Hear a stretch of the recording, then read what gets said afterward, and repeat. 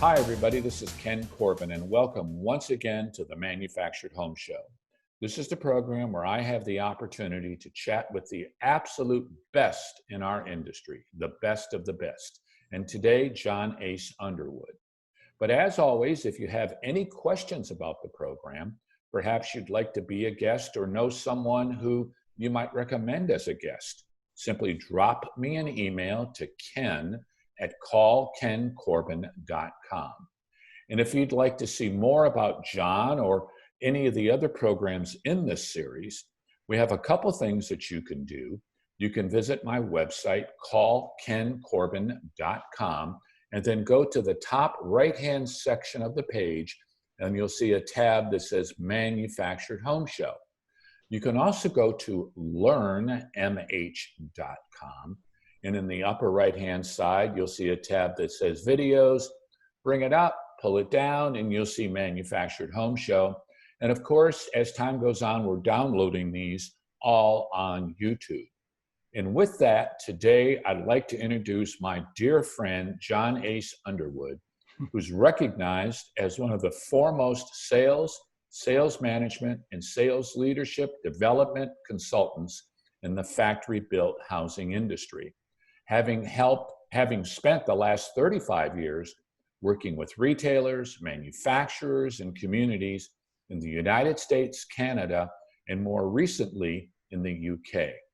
As a speaker, trainer, consultant, and sales coach, he has helped literally thousands of salespeople improve their sales results and has helped clients increase their business by 350% in only 3 years and increase from 2 to 7 locations in that same period of time. John's manufacturing and retail clients include big companies like Cavco, Palm Harbor Homes, Fairmont Homes, Friendship, Champion, Fleetwood, and Oakwood Homes. He is the founder of Micro Seminars, the only comprehensive online sales and sales management training program available in our industry. And with that, John, how the heck are you doing? I'm doing fantastic. And after that brilliant introduction, I don't know if my head actually fits on the screen anymore. That was very kind of you. John, we're going to have to get one of those, like with the baseball bobbleheads. We'll put it in the car and so on. That's not the only thing. That's the only benefit of growing older is you get a lot more experience that you can talk about. Yeah, I know. And John, we're going to talk about a lot of that today. And yeah. You and I over the years have had a wonderful relationship. We've had great opportunities to work together. Yeah. And in both of our careers, now over 30 years, you 35 years in our industry. From John Ace Underwood's perspective, what are the major changes, John? What are the things that you've seen in our industry that have impacted the most? I would say the three biggest things that I think have had a monumental impact. The first one I would say is the way people shop. They shop via the internet, and they do much of their research long before they ever go out and look at homes. And if you think about that, today's customers, they're often much more informed, and they know what they're looking for long before they ever step onto a sales location. The second thing that's changed, I would probably say that that's the quantity of information. When you look at those same customers, I mean, they only have to sit in their living room and they have access to pages and pages of information that comes up. And so people can actually do a lot of shopping literally without ever leaving their living room. And the third thing that I think has had a monumental impact, Ken, I would say is the speed at which people access information. I mean, you think about it. People today, we have access to anybody, anywhere, at any time. If we want a question answered today, we don't have to look it up and research. We Google it, and without even putting down our phone, we've got it in front of us. And think about what that does. That conditions people that they expect things like this. In other words, they would say to you, with instant access comes the expectation of immediate response. And those three things, I think, have changed, and those have the biggest impact in what we do. I couldn't agree with you more. You mentioned how a potential customer or client can go online and they can look for a home. And they pretty much, before they visit a retail sales center or even a community, uh, they pretty much know exactly what they want. They may know the home that they're wanting to see. Right. Yet salespeople today, or sales consultant, housing consultants, whatever type of badge that we want to wear, when the prospects are walking in the door, we're saying the same old things. What are you looking for? A Yeah. single wide or a double wide? How many bedrooms? How Yeah. many baths? Where our customers are so much informed today, and they've grown so much. But also during this time in your career and my career as well, there's things that haven't changed, Right. and things that are Sure. still the same. And maybe, John, from your perspective, maybe you could share your thoughts on that. I think you and I will agree on this 100%. I think there's several things that haven't changed. And number one is people today still want to trust and trust the people that they're dealing with. People still like dealing with people that they like. They still want their salesperson to be interested in them and get to the bottom of what their needs are and what's important to them. They still want their salesperson to help them identify what they're looking for, and they still want that salesperson to help them find it. But when you recognize that and you combine that with the question that you asked first, you also begin to realize that people still want the same things that they've always wanted. I mean, in the days when you and I were in sales and kicking the gravel, so to speak, we had our experience and we knew what people wanted. Well, people still want that, but they're going to give you a whole lot less time in which to accomplish that. Yeah. So because of how people have been conditioned to think, buy, shop, and decide, speed is of the essence. I mean, today's salespeople, they've got to be able to get there quick, and they got to get there first. There's just no doubt about that. Yeah, it's speed, it's convenience. I was at one of the dollar type stores. I won't mention specific. One of these dollar type stores the other day, sitting in the parking lot, and I was watching person after person after person go into this store, pick up 2 or 3 things, probably paying 15, 20, 25% more for the same thing that they could have gotten down the street. But it was fast, it was easy, and it was convenient. And that's what people are looking for. And we have to accept that. John, you're 100% correct. It's the same thing with the way that we market our websites, the way that we're trying to attract customers. If you have a website from 5 years ago, hell, it's way out of date. It's old, let alone 10 years ago. And you and I see people today that may not even still have a website. It's crazy. Yeah. And when they do, it's one that has a couple of pretty pictures on it, but you can't find it. Yeah. Well, you and I have talked about this before. One of the questions that every retailer has to ask themselves is, are you getting more leads than you can possibly handle? And if the answer to that question is no, then something with your website isn't doing what it's supposed to be doing. Sure, it's not being interactive. It's not showing the video. It's not utilizing CRMs, which I'm sure we'll talk about in a little bit. Yeah. But that brings up a heck of a good question. What are the most immediate challenges that we all have challenges? I call it opportunities as well as you do. But what are the challenges or the opportunities that are facing retailers, that are facing communities, that are facing manufacturers, that are facing lenders? Overall, what are some of the things that you see that we need to focus on? Well, speaking in terms of sales, I think the sales professionals today, and by the way, that doesn't matter whether it's a community salesperson, it doesn't matter whether it's a retail salesperson. I don't even think it matters if you're on the manufacturing side. As it pertains to selling, the sales professional is going to have to understand the relationship between their job, what they do, and the function of internet marketing, and understand how these two have to work together.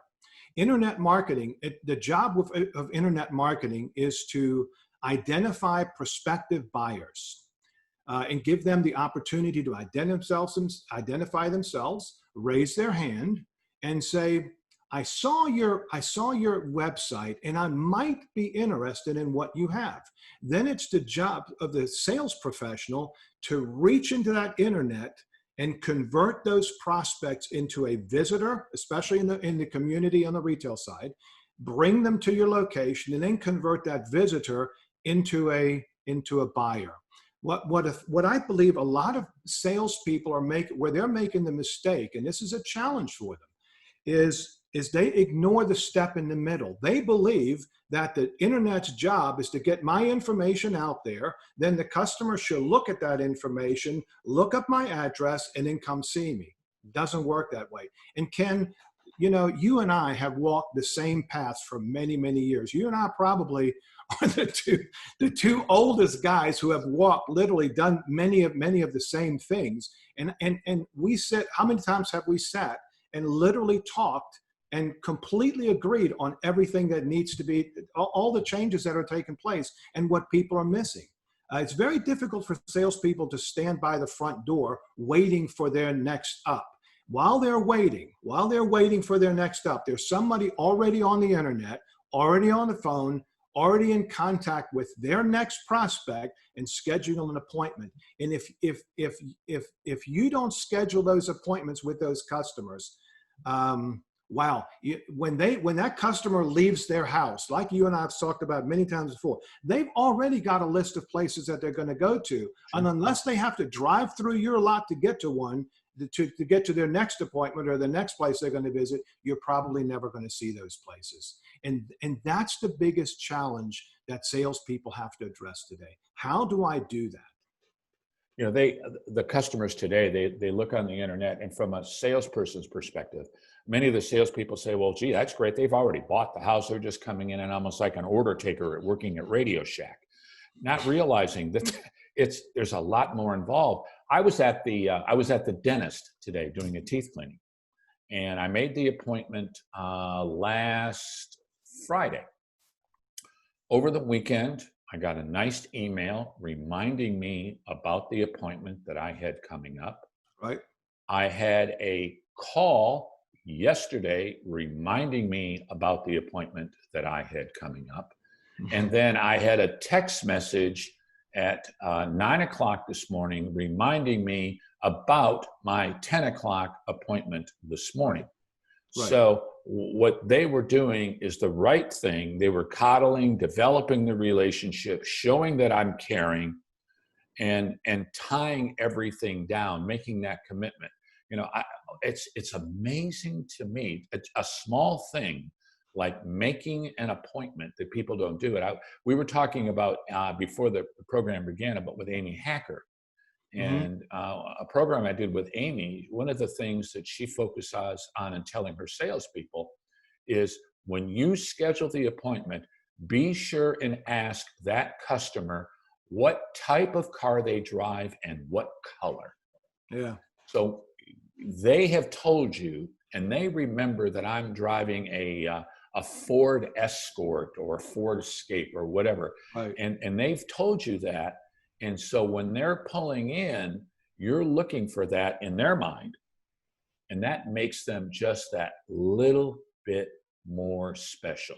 It's personalizing everything, because with the internet, it is relatively impersonal. And now that you've talked to them, you've done all that. And you and I, countless times, we've talked about the importance of interpersonal relationships. And all that goes back to everything. It's everything. It's everything. So that goes back to changing the world of selling. And you have some great ideas on this. And maybe you can share this with our viewers and our listeners. On the changes in the world of selling, the changes you see. Well, let me go back to what you just were. Let me just add on to what you were just saying. I had an experience working with Palm Harbor organization many, many years ago. This was when Lee Posey, bless him, when he was still with the running or owned the organization. And I'll tell you what, the Palm Harbor organization at that time, They knew how to make and keep appointments. Their show ratio, the percentage of people, the appointments that actually showed up was always very, very high. And one of the phone calls, when you were just talking about reminding them, they made one phone call, which I always thought was a brilliant idea. Why anybody wouldn't do that is beyond my comprehension.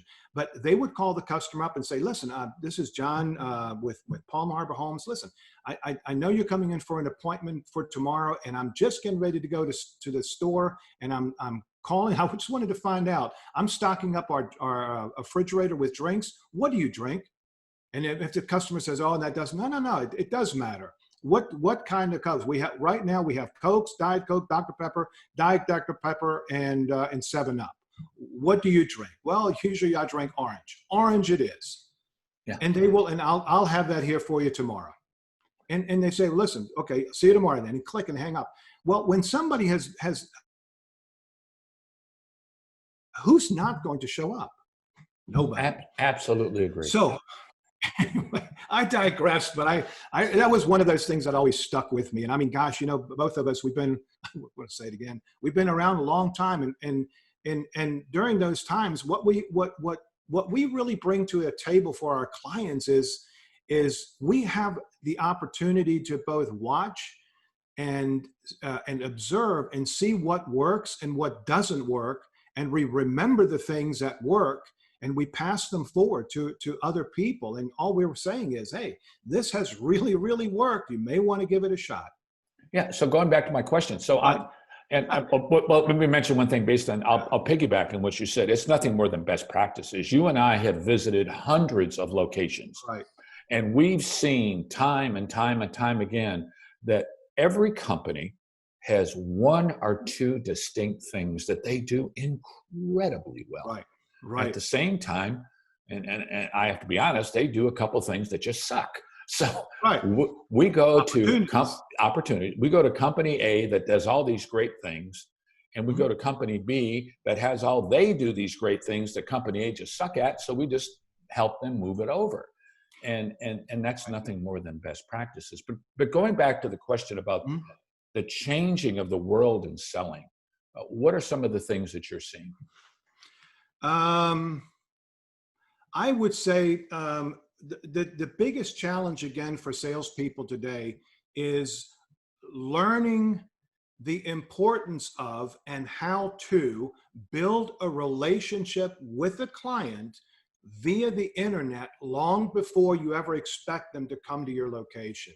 Those people that are, when we get a lead, that's literally if that person sends us their internet, their contact information, and we open it up on this end, I want people to look at that as a conduit, as a flow of information. And our job as sales professional is to reach deep into that conduit and intercept that person at the earliest possible moment. So many salespeople today, a customer says to them, I'd like to get some more information on the 2856 Lexington model. And we send out a brochure, which might be very nice, and price starting at. Okay, but that doesn't build the relationship. What if I could say to that person, but look, let me just ask you a couple of questions that might help me provide you with better information, and start that dialogue.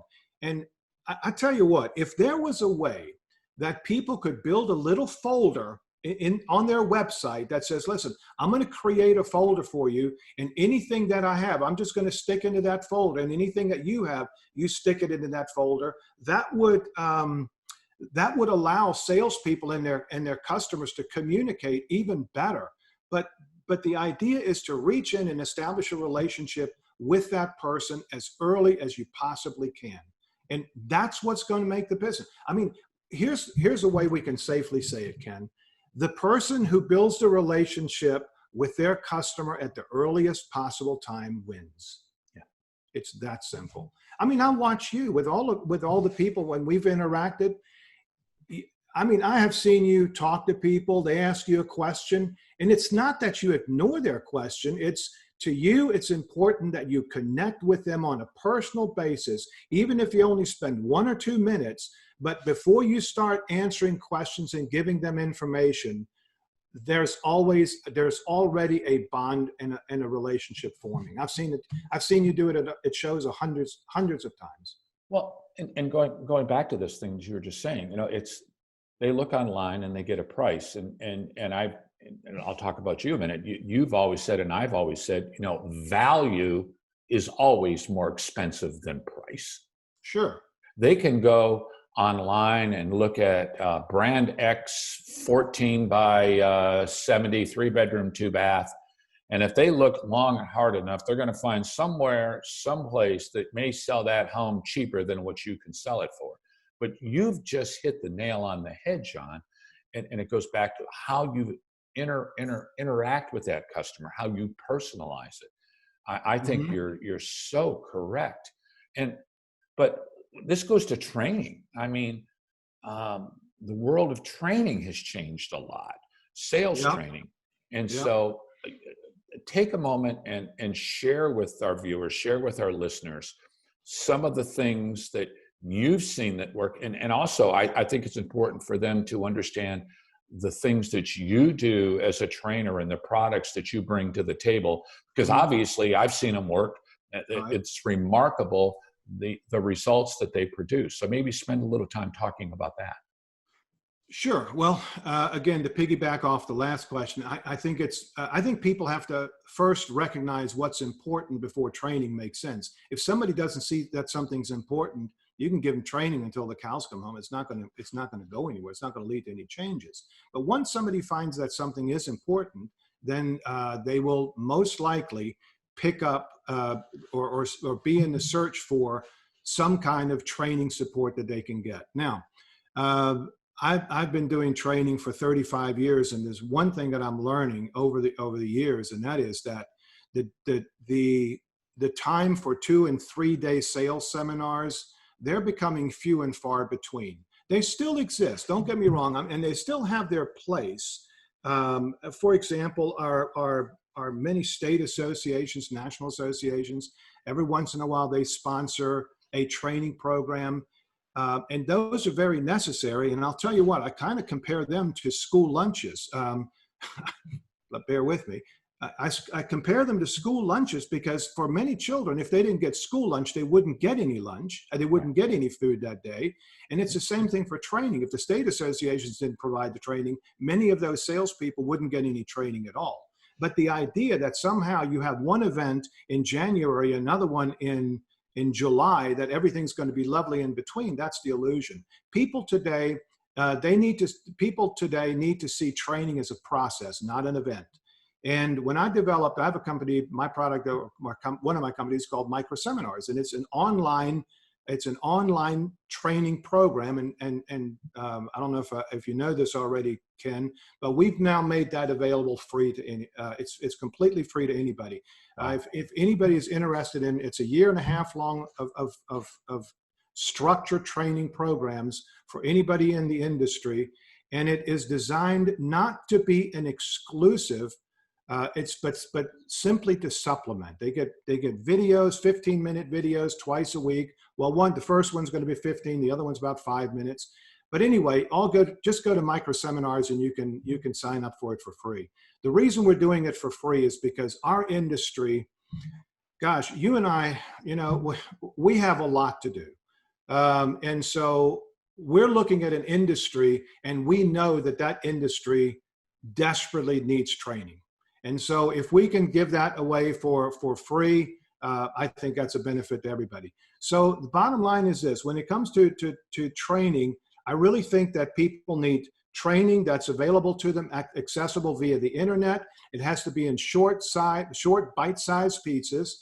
And I think beyond that, I think people also need, they need, and I hate to use that because sometimes experience means old. They need experienced people like you and I to help facilitate what's happening with that information. And they need coaching. They need someone that can get on a Zoom call and talk about specific sales-related issues. We can't wait until they take the next 2 or 3 day seminar, and we can't wait until they've watched 45 different videos to get to it. You see what I mean? Well, sure.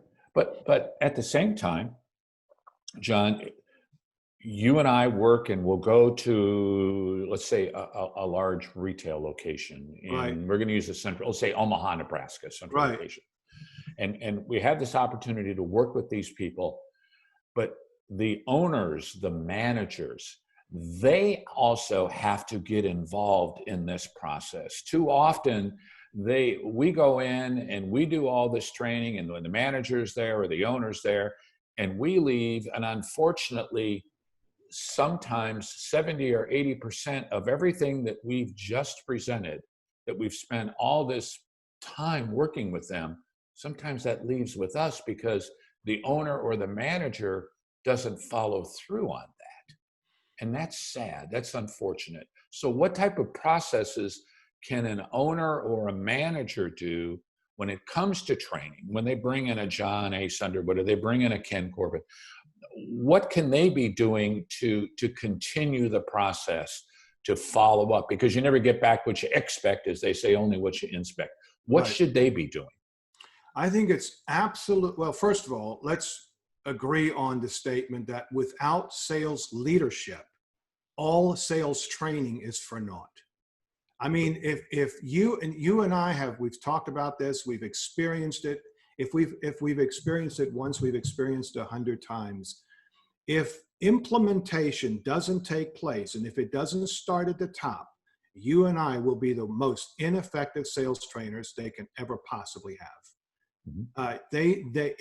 What can they do? I think what every manager needs to do, every business owner, every sales manager, they need to identify the sales activities that are critical to their success and then manage them. You and I have spoken about this before. I think you and I, we were even speaking at one of the conventions, and I think we literally, our presentations literally overlap there. Yeah. And that is that that which you begin to measure begins to improve. And if you can't measure it, you can't manage it. So at the end of every training program, there has to be a conversation that says, okay, here are the things that we're going to do different. Here's how we're going to implement them. Here's how we're going to measure them. And here is how I'm going to manage them. If that doesn't happen, everything else that you do is for naught. Well, are there certain things, we do not have magic dust. Right. Are there certain things that when you're out training with a client that you leave with the owner and or the manager that they follow up with you on? I know you've done some sales activity training or sales activity reports. Maybe that's one thing that you could talk about, and anything else, including CRMs, which, Right. I mean, anybody that doesn't have a CRM, they shouldn't be in business. Three things. There are three critical tools. You got to have an effective lead generation strategy utilizing website and social media. Like we said before, Ken, if you're not getting more leads than you can handle in this market right now, something with your lead generation is bad. You have to have a CRM system. If you don't have a customer relationship management system, I'm of the ilk. I am at the point in my career where I really, really have to think hard if I'm going to work with a company that doesn't have a CRM or isn't willing to entertain implementing one. And the reason being is because you and I can never measure the effectiveness of what it is that we do without a CRM, without activities that we can measure. And that's the third thing, is you have to have a sales activity management system. You have to know how many opportunities your salespeople have, how many of those opportunities they're converting into sales. There's a metrics of about 8 or 9 different things that you have to look at. I mean, by the way, Ken, it's not hard to do. It's not complicated. You just got to do it. But if you can't measure it, you can't manage it. And it's just never going to go. The only other alternative that you have to having a CRM and a strategic lead generation system and a sales activity management system, the only alternative that you have to that is hope. You hope you get enough leads, you hope enough salespeople do the right thing, and you hope that they follow up with them. And as the title of the book says, hope is not a business strategy. Yeah, your sales activity reports that I've seen, and you touched on that briefly. Hmm. I want to talk about that in a moment, but I must tell our listeners that, and you and I have talked about this. I remember one time during breakfast, and it's unfortunate that people will pay us a lot of money, but unfortunately, we've had to tell people in the past, I'm sorry, I can no longer do business with you. If you're not willing to change the things and the ways that you're doing business today, I can't help you. It's a waste of money on your Mm. part, and it could potentially hurt me and my reputation on my end because you're not willing to change. And that just rips the heart out of us when that It happens. does. But it happens. Yeah. You talked about the clients that you go to that do not have any type of sales process in place. The Mm. process word again. They don't have a CRM in place, and Yeah. they're not even willing to consider doing that. So can you talk a little bit more about the sales activity trackers that you use and how that works? It's an amazing process that I've seen work. Sales activity management is really nothing more than identifying. First of all, let's talk about let me back up. Let's talk about what sales is. We know what sales is. Sales is the conversion of prospects into buyers. The term management implies intervention, doesn't it? Mm-hmm. And so when we talk about sales activities, we're talking about those activities that convert buyers in the process, and the management of that is what we call sales management. And sales activities are things like, I would look at things like how many prospects did we get? How many opportunities did we get? How many good, let's measure walk-in traffic. How many walk-in traffics did we get? How many internet leads did we get? How many phone calls did we receive? Out of those phone calls and out of those internet leads, let's talk internet leads. How quickly did we respond to those internet leads? Because an internet lead and I'm not going to go into all of them, but just an example. Internet leads today most of them get ignored.